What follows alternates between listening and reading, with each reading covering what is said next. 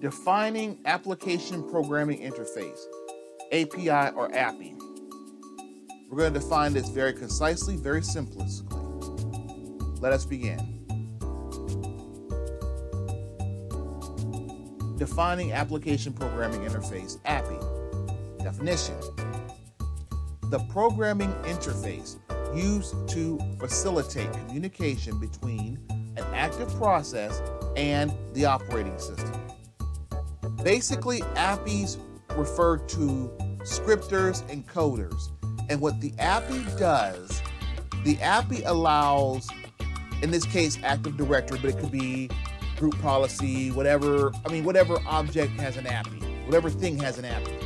It is the bridge that allows communication between the code or the coders or the script or, any set of instructions and the entity itself. Because what happens is the entity itself has a set of commands or parameters or calls, a lot of words for it, basically words that have significant meanings. And the coder can run in their language or their environment, which could be PowerShell, Ruby on Rails, NVS, C, C++, Java, Python, whatever.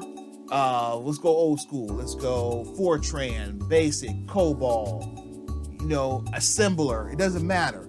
But essentially, when they call what's called a API call, usually you have to load a library, which basically means you have to tell it in the code, I may use a command from this set. And then you use that specific command. The API or Application Programming Interface is the bridge that says, okay, this command was called with these parameters or these settings. So that tells the entity or AD through the API bridge, do this. So think of the API logically as a bridge between code and execution.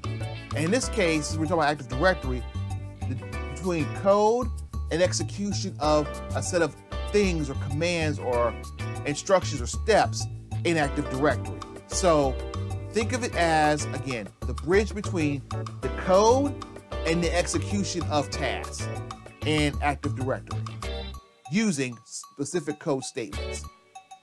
Think of it that way.